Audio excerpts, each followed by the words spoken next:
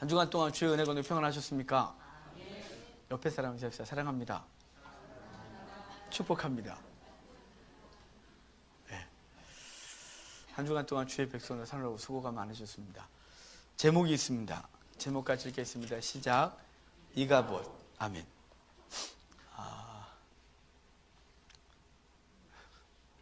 웃으시는 분이 있어. 저게 외국어입니다. 성이 이시고 이름이 가봇이 아닙니다. 혹시나 오해하실까봐. 네, 오늘 사무엘서를 오늘부터 시작할 겁니다. 사무엘서를 시작할 것인데요. 사무엘 그리고 열왕기, 역대기 이게 상하 이렇게 나눠져 있지만 원래는 한 권짜리 성경입니다. 사무엘서, 열왕기서, 역대기서. 근데 오늘 우리가 사무엘서를 시작할 건데요. 사무엘서를 하나님이 왜 우리에게 주셨는지를 먼저 봐야 사무엘서 전체 속에서 주께서 주시는 음성을 들을 수 있어요. 사무엘 앞에 뭐가 있었냐면 룻기 있었고요. 룻기 앞에 사사기 있었어요. 사사기 우리가 전체를 봤었는데 사사기 끝부분에 계속 여러 번 반복된 말이 있었어요. 뭐냐면 왕이 없으므로 자기 소견에 옳은 대로 행했다. 그 시대에 왕이 없으므로 지 멋대로 행했다. 그래요. 사사시대 약 350여 년의 세월을 평가하는 것이었어요. 그리고 뒤에 이어진 룻기는 이래요. 한 사람이 등장하죠. 엘리멜렉. 이 엘리멜렉의 이름 뜻이 하나님은 왕이시다 이런 뜻이었는데 그가 하나님은 왕이시다 이름을 갖고 있으면서도 그는 하나님이 없는 사람으로 살았어요. 마치 이스라엘이 하나님은 왕이시다 그래놓고 하나님이 없이 자기 소견에 옳은 대로 행했던 시대를 얘기하는 것처럼요. 근데 그 사람의 이야기를 시작하면서 결론이 뭐냐면 룻이 보아스와 결혼하고 그 사이에서 자녀를 낳았는데 오벳을 낳았다. 오벳은 이새를 낳았고 이새는 다윗을 낳았다 이렇게 말해주고 있어요. 그래놓고 사무엘상이 연결되는 거예요.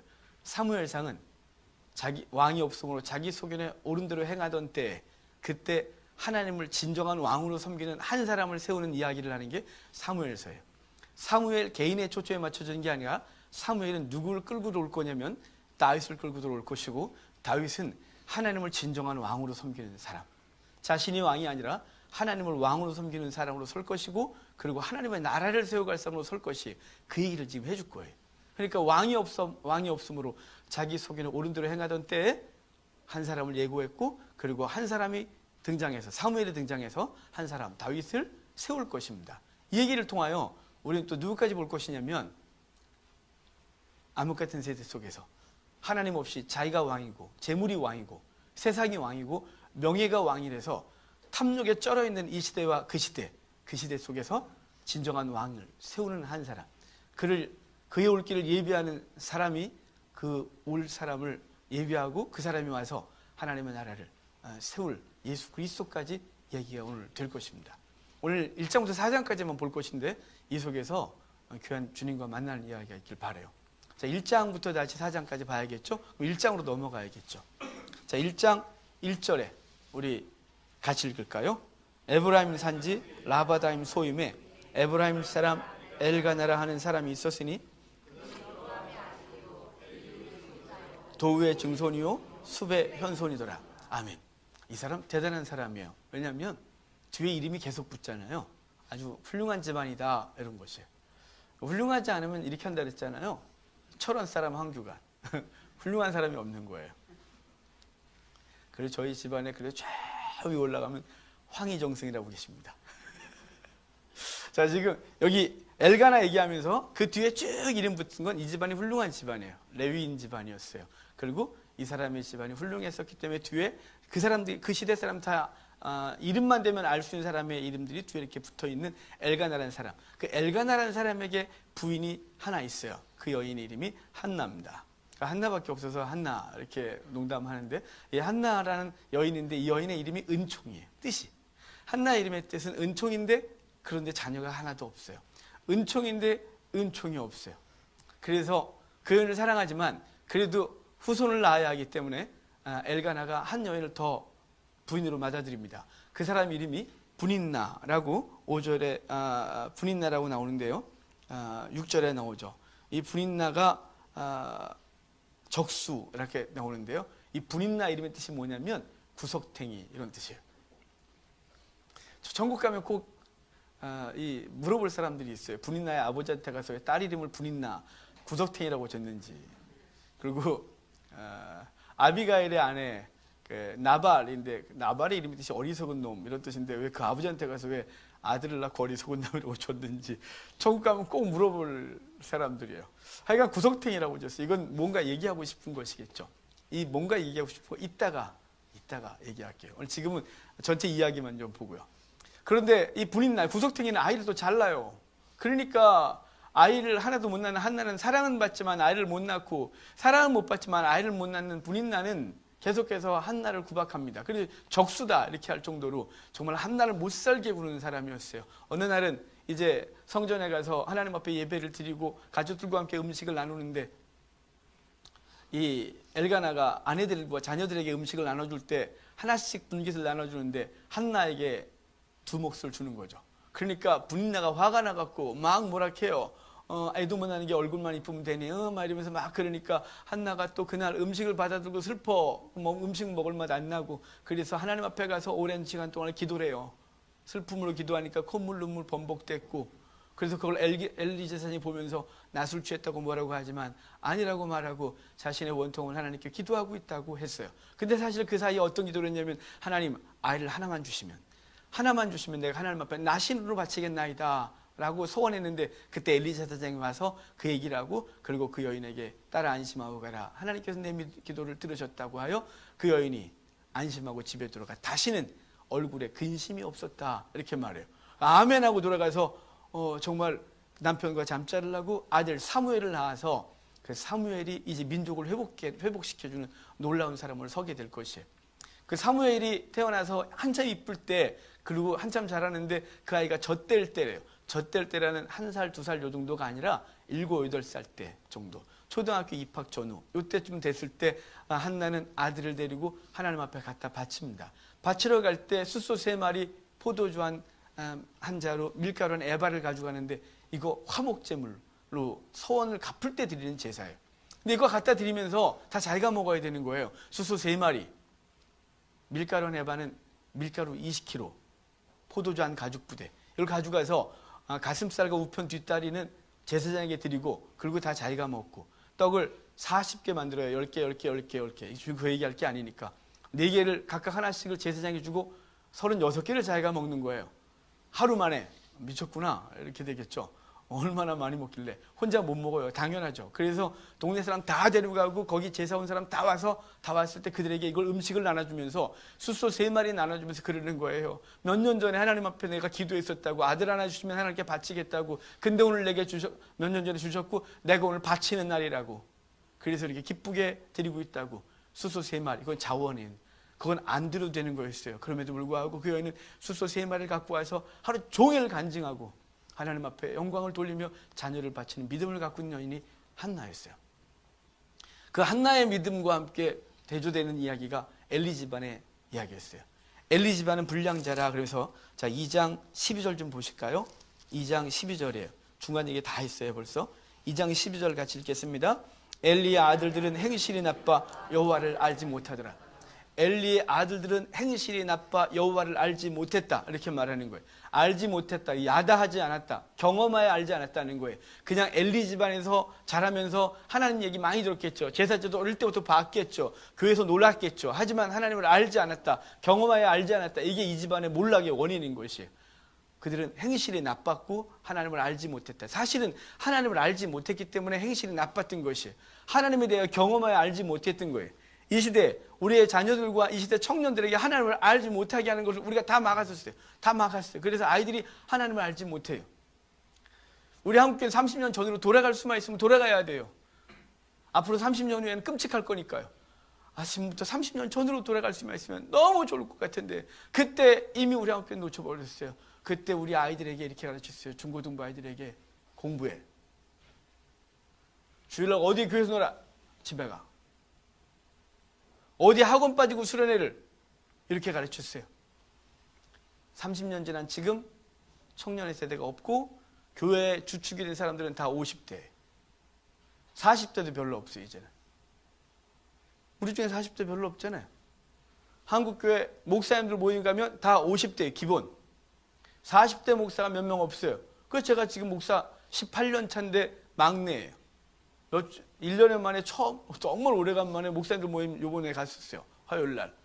갔다가 새파란 친구가 있길래 뭐 가입했다 그러는데 저보다 어려 보여. 그래서 묻고 싶어 죽겠는데 묻지는 못하겠고, 근데 계속 들었더니 저보다 나이가 많아요.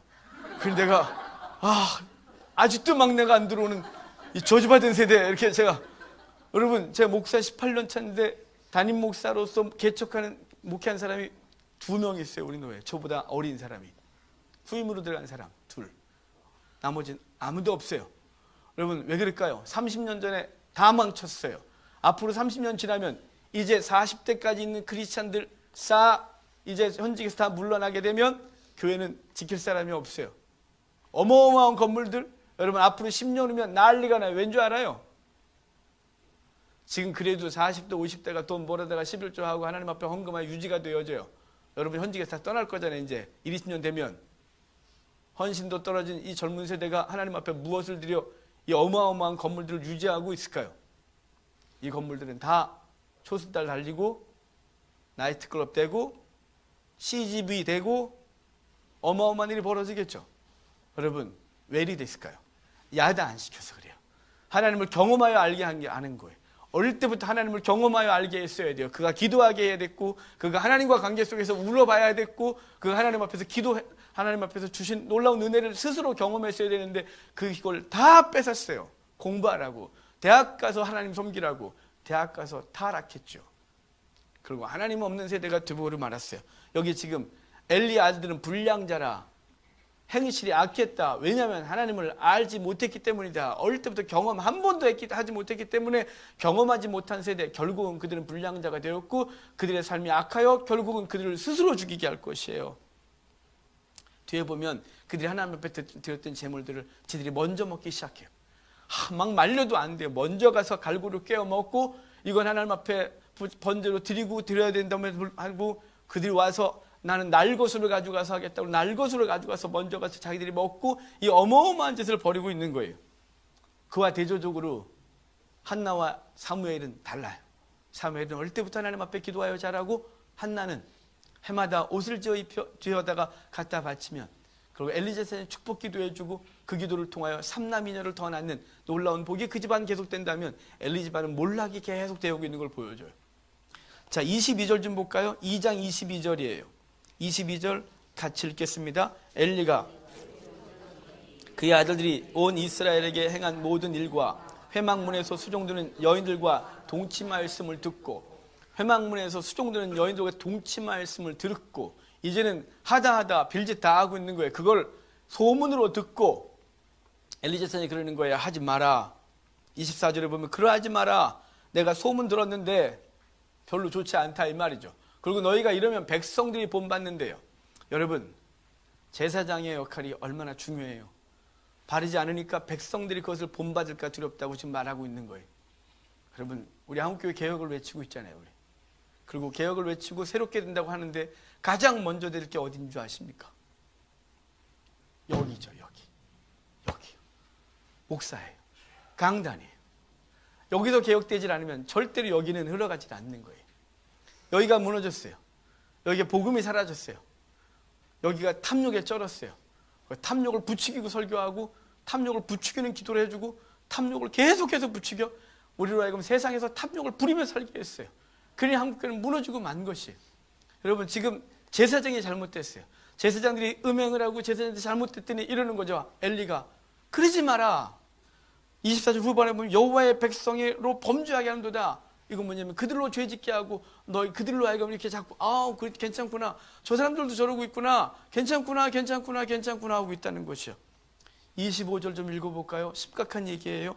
2장 25절 같이 읽겠습니다. 사람이 사람에게 범죄하면 하나님이 심판하시려니와 만일 사람이 여호와께 범죄하면 누가 그를 위하여 간구하겠느냐 하되 그들이 자기 아버지의 말을 듣지 아니하였으니 이는 여호와께서 그들을 죽이기로 뜻하셨음이더라. 아멘.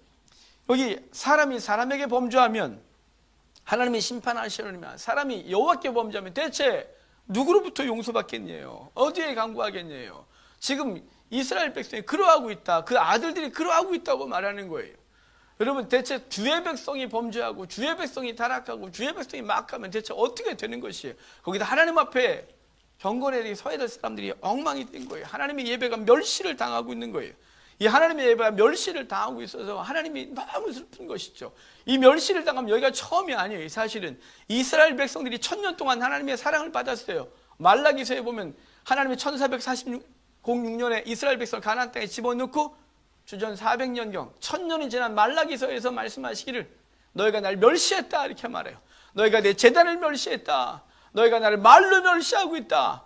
그래서 내가 여기를 떠나 열방에 가서 해 뜨는 곳에서부터 해 지는 곳까지 내가 찬송받겠다라고 하고 이스라엘 버리기로 말씀하시고 있는 거예요.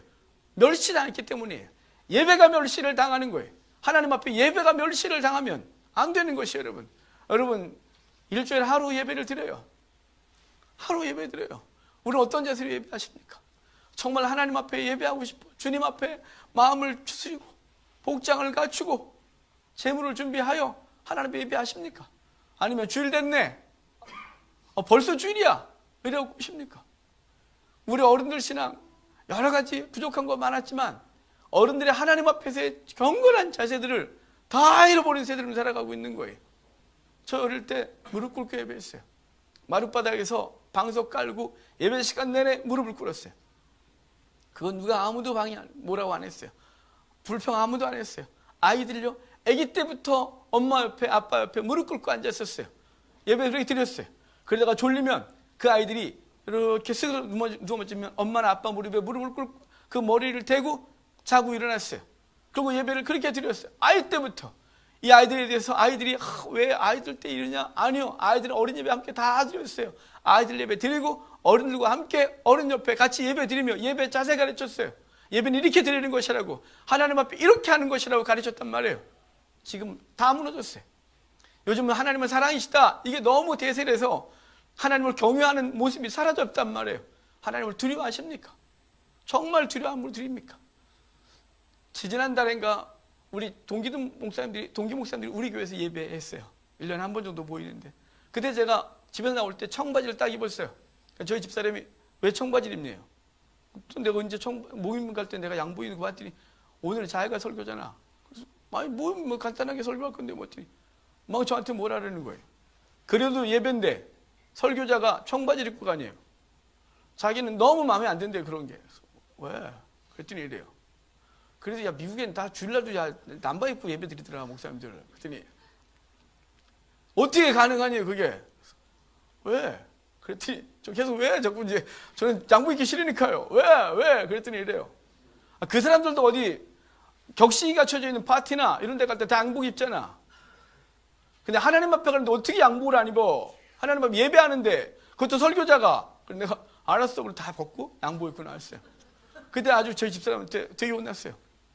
여러분, 저도 어느 순간 싹 무너져 버린 거예요.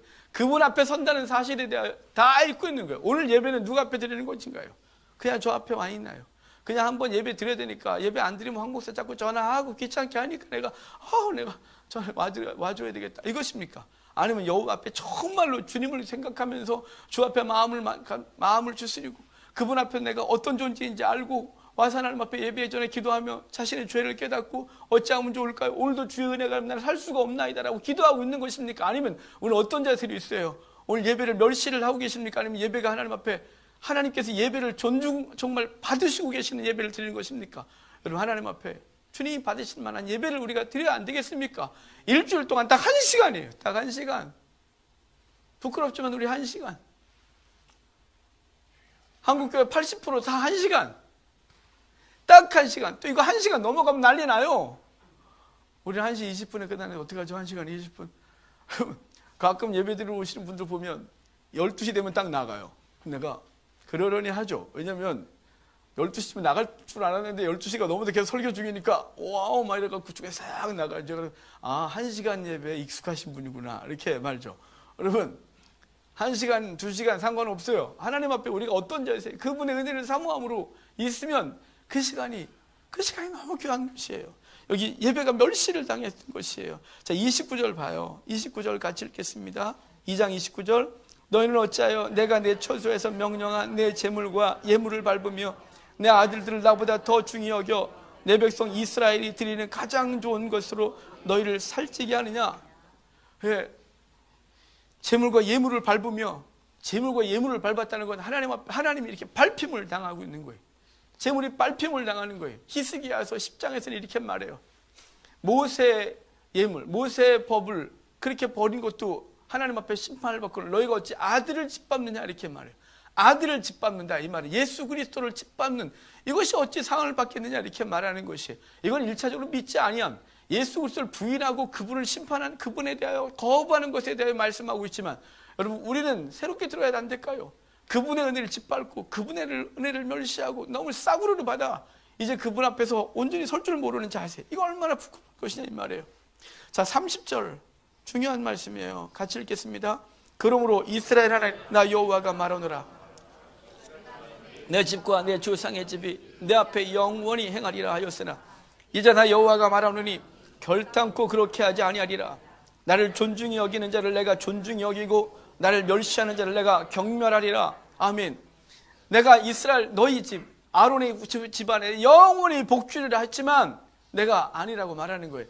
나를 멸시하는, 나를 존중하는 자를 내가 존중하고 나를 멸시하는 자를 내가 경멸히 여기리라. 그래서 하나님께서 그 가정을 심판할 걸 얘기를 해요. 결국은 그 집안이 끝나요. 오늘 제목이 이가봇, 하나님의 영광이 떠났다 라고 하는 집안이 그 집안에서 멈추는 거예요.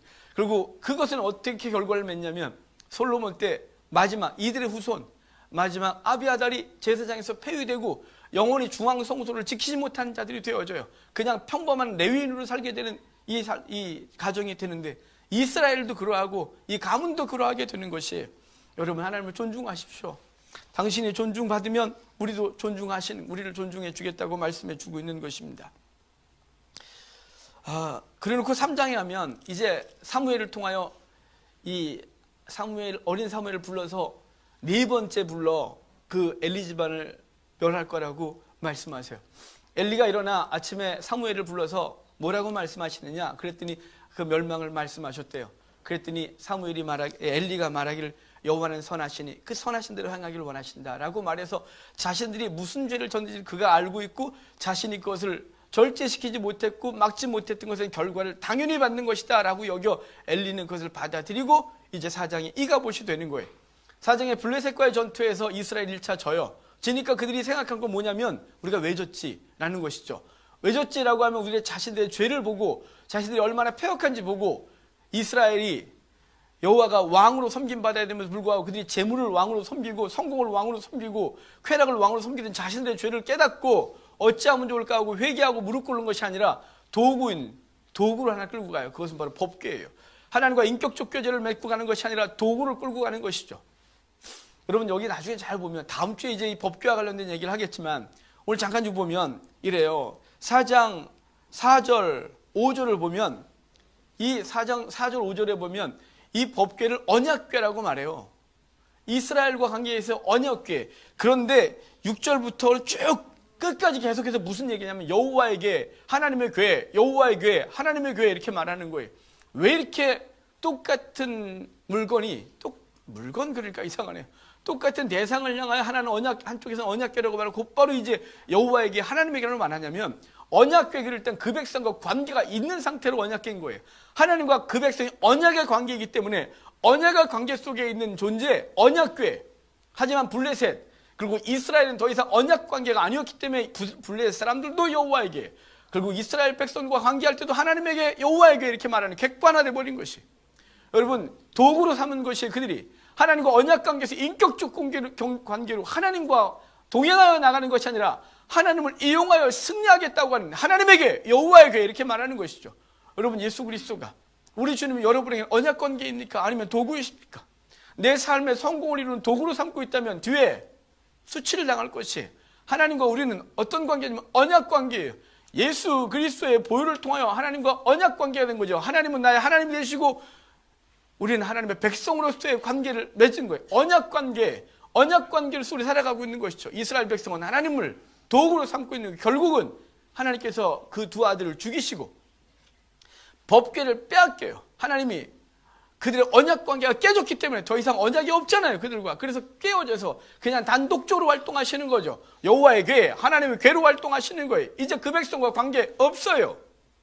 그리고 그 소식을 들은 엘리는 의자에 앉았다가 넘어져 목이 부러져 죽고, 비느하스 아내는 그날 아들을 낳았는데 축하한다고 했더니 아무 소리도 안 하고 그 아들을 이가봇이라 하고 죽어버렸어요. 이가봇. 하나님의 영광이 떠났다, 이렇게 말씀하고 있는 것이죠. 여러분, 이 말씀 속에서 우리 중요한 것들을 깨달아야 돼요. 일차적으로는, 그냥 교훈적으로는 우리에게 주어진 이 삶들을 잘 살자, 자녀들을 바르게 양육하자, 이 세대를 하나님을 경외하게 만들자, 그래서 다음 세대가 있게 하자, 여기가 우리의 교훈이겠죠.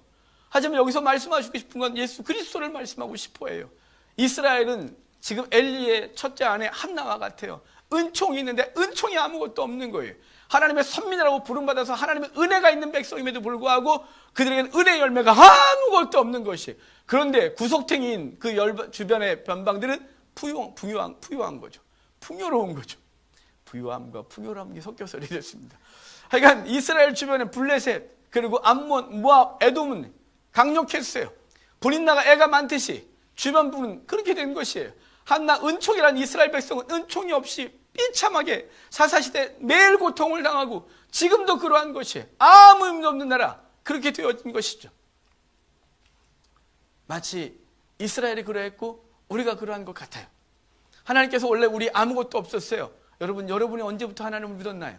우리 민족이 언제부터 하나님의 백성이었어요?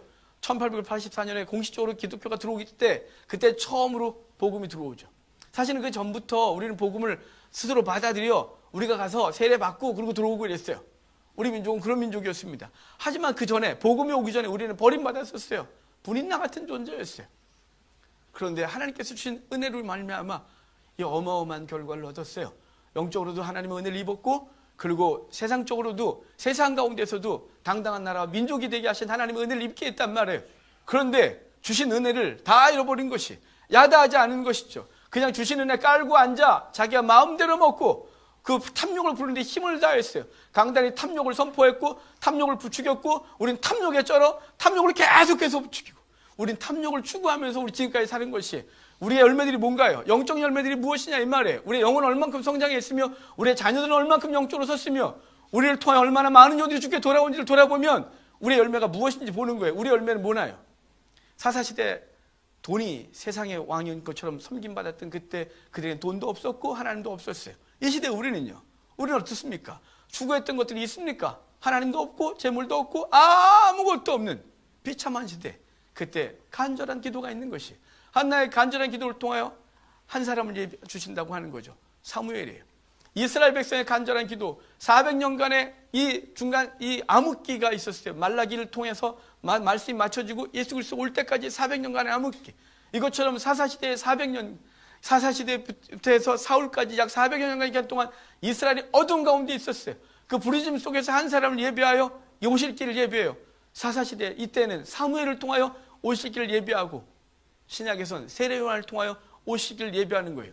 사무엘이 하는 행위가 뭐냐면, 사무엘이 처음 한 게 뭐냐면 미스바에 모여 금식대성회를 하고 있는 거예요. 회개기도라는 거죠. 그 이후에 그는 끊임없이 죽는 날까지 3군데만 돌아요. 하나는 미스바, 하나는 베델, 하나는 길갈. 다 회개와 관련된 장소들이에요. 평생 민족의 죄악을 끊어내는 데 최선을 다하고 있는 거예요. 세례 요한이 나와서 이렇게 말했어요. 회개하라, 천국이 가까웠다 라고 말씀하셔서 회개를 선포하고 오실 길을 예비하고, 그래서 사무엘은 다윗을 기름 붓고 세례 요한은 예수 그리스도의 기름 부어 우리에게 메시아를, 하나님의 왕 되실 존재를 예비하고 있는 것입니다. 여러분, 우리는 그 놀라운 시대를 지금 이미 얻고 살아가고 있는 것이에요. 예수 그리스도가 우리의 왕이시고 그분이 우리를 통하여 우리 속에 세상의 왕이었던 우리들을 하나님이 진정한 왕으로서 섬김받도록 우리 속에서 복음을 주신 거죠. 그래서 그 뒤에 이렇게 말해요. 사무엘을 통하여, 여기 2장 35절 한번 볼까요? 2장 35절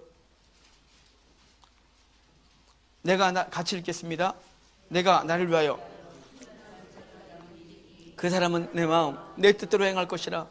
내가 그를 위하여 견고한 집을 세우리니 그가 나의 기름 부음을 받은 자 앞에서 영구히 행하리라.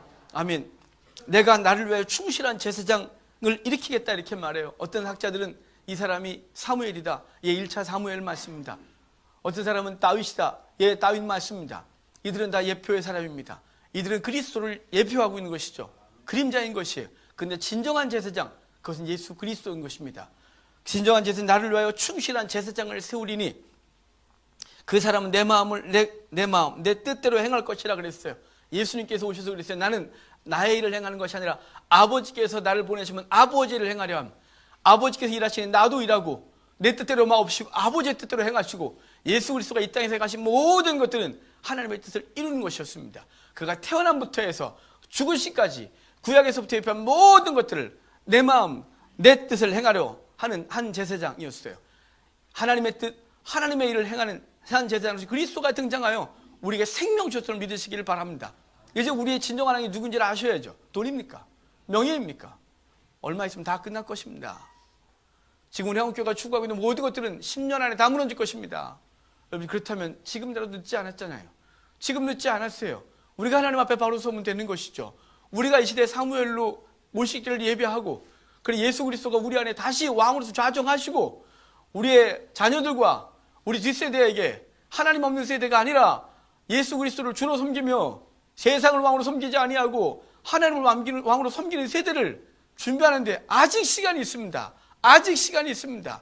우리 가운데 하나님의 영이 있고 아직 그분의 말씀이 있고 그리고 깨어있는 사람들이 있고 무엇이 옳고 그른지 아는 사람들이 있고 있습니다. 여러분 지금 우리 늦지 않았습니다. 저 여러분들이 그 일을 감당해야 됩니다. 단식하고 앉아서 우리 끝났다가 아니라 아니 아직 안 끝났습니다. 아직 우리 속에 성령이 거하시고 아직 하나님 앞에 눈물로 기도하는 주의 백성들이 있습니다. 한국교회를 살려달라고 이민족을 이렇게 버리지 말아달라고 이렇게 냄비처럼 확 뜨거워졌다가 식어지는 한국교회가 여기서 끝이 아니라 다시 한번 부흥의 불길을 일으켜주셔서 말세에 복음을 땅까지 증거하다가 주께서 오시는 날 모두 찬송할 날에 그 시간에 다 같이 서는 우리 한국교회 되기를 간절히 소망하고 있는 것입니다. 여러분 오늘 하나님 말씀 보면서 이 폐역한 세대를 봤습니다. 한나라고 하는 은총이라는 이름을 갖고 있지만 아무것도 없는 우리의 모습이에요. 한국교회가 은총이라는 이름을 갖고 있어요. 하나님의 복된 존재 성도라는 이름을 갖고 있어요. 그런데 열매가 하나도 없어요. 아무것도 없어요. 이제 세상에 밟히고 밟혀 이제 찍소리도 못하고 있어요. 어느 종교도 못 건드리는데 이제 이 나라에서 한국교회를 건드리는데 아무렇지도 않아요. 누구도 발언할 수가 없고 아무데도 할 수가 없는 이 비참한 시대가 됐어요. 그럼 이걸 보고 끝났습니까? 아닙니다. 하나님 앞에 서 있는 사람 한 사람 있으면 됩니다. 무너지는 데 선 한 사람, 하나님 앞에 민족을 한국교회 때문에 우는 한 사람, 하나님이 세우신 한 사람 저 여러분 되기를 주의 이름으로 축복합니다. 그래서 이가봇되려는 이 시대에 하나님 이가봇 하시라고 선포하는 이때 이가봇되지 않도록 하나님의 영광이 떠나지 않도록 다시 그 영광이 우리 가운데 머물러 있을 수 있도록 에스겔서 48장 맨 마지막에 여호와 산말하리라 여호와께서 거기에 계시다리라 그랬는데 우리 한국교회 이가봇 하시는 하나님은 그러지 아니하고 다시 여호와 산마 하나님의 영광이 거기 있다 라고 말하는 교회가 될 수 있도록 저 여러분들이 주를 위하여 삶을 드리는 귀한 은혜가 있기를 주님 축복합니다.